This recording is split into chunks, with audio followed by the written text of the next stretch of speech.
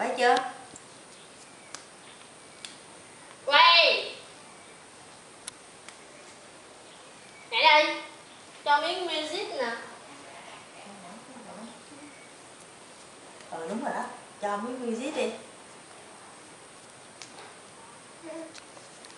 Có music đi. Quen kìa, con làm quen kìa. Điện thoại có thẻ nhạc nhẹ không à. Đợi nó. Nó nghe nhạc nó nhảy không Thảo? Nhảy. Rồi. Chị có bài nào giật giật không? Lấy cây ghế thôi. Có. Đúng rồi đó, để con chó nó không có bị giật giật. Nhạc coi. Vô. Chưa. Kìa nhìn hai kìa, nè. Hay nó không có giật không? Kìa nhìn hai kìa, nè. Vô. Thôi tắt ngoại đi, kìa tắt ngoại đi. Hoặc để đây đi, nó.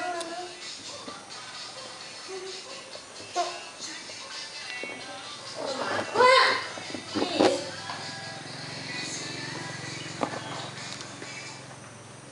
Chụp á.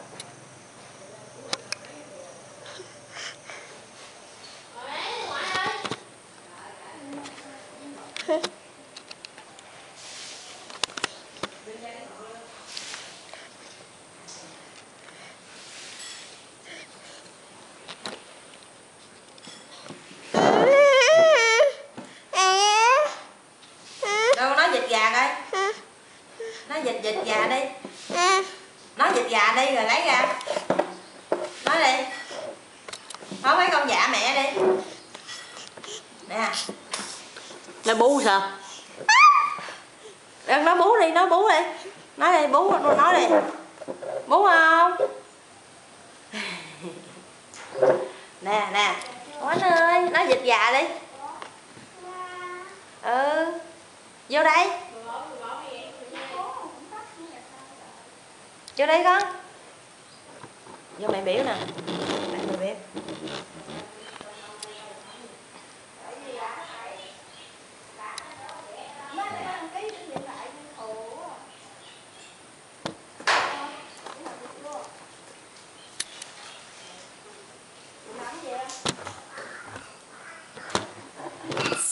Con nãy là quẹt rồi.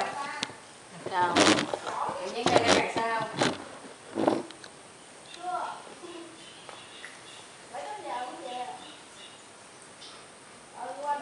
Ngọc Ánh ơi.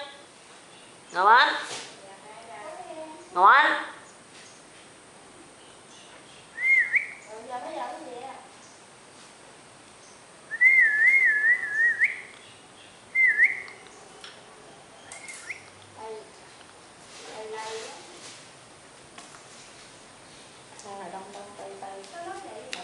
Thôi dẹp đi con, dẹp đi đây rồi dẹp.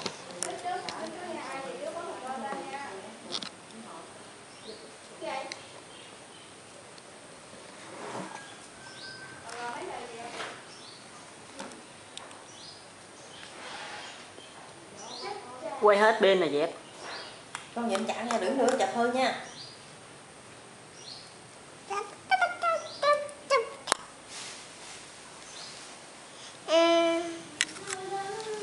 Nó bú đi.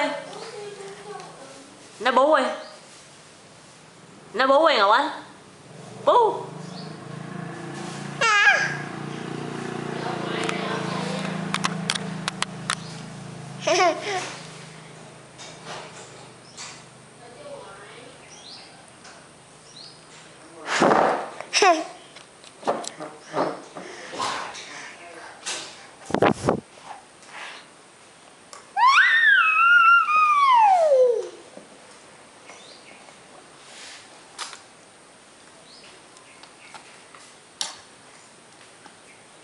Đâu rồi, điện thoại đâu rồi? Mạng đốt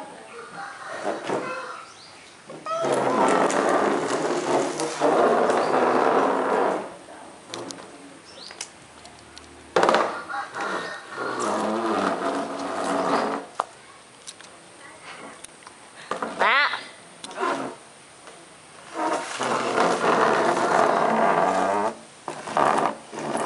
Vậy à.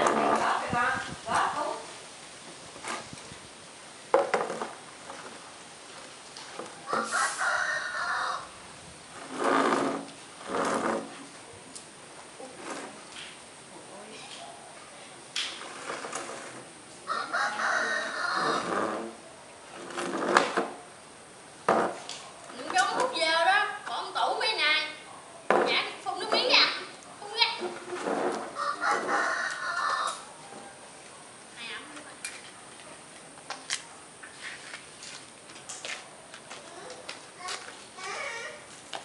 Dên. Tủ.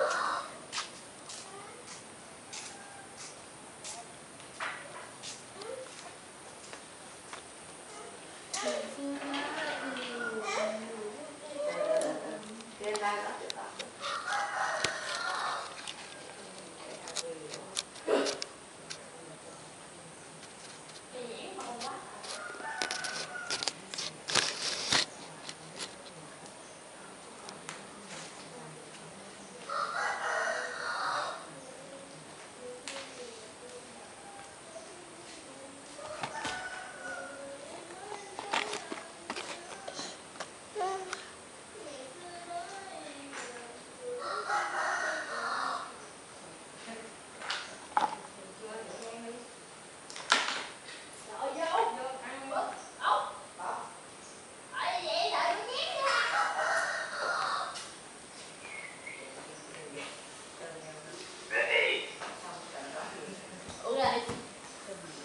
Mày làm gì mày sợ tao dữ vậy? Tao có làm gì mà mày sợ tao dữ?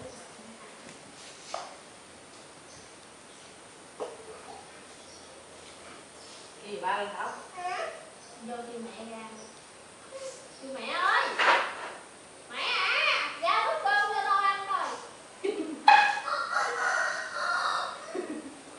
Vậy cái bánh ngon lên. Cái Dạ. ngon thử đi. Cha! Cha! Cha! Cô dâu. Tôi cháu dưới về để đây đi. Ai da! Biết đâu nhắc nhở hoài. Trời hai chứ. Dạ vậy cha ơi. Cái bánh này cái ngon. Gừng đó rồi. Mày nghĩ là 50 ai bây giờ là 40. Gừng 2 đồng đó. Gừng ở dưới. Gừng đi. Gừng cái này. Tao gừng cho mày coi.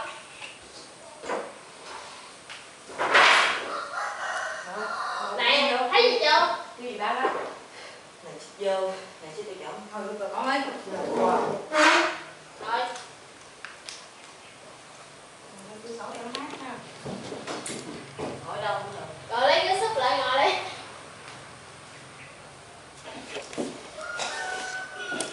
Chen ơi. Gì con? Ở đây.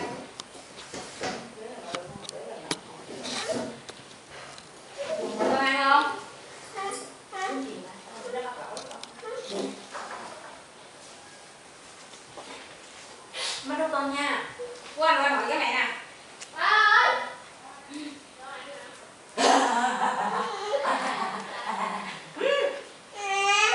Đi ghế kìa, tôi đi ghế.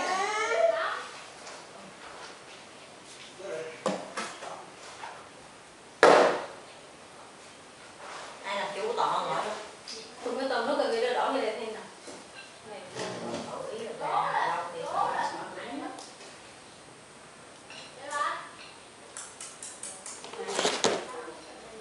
Rồi cái bánh để sau rồi đổ mẹ đó rồi. Ai để vậy?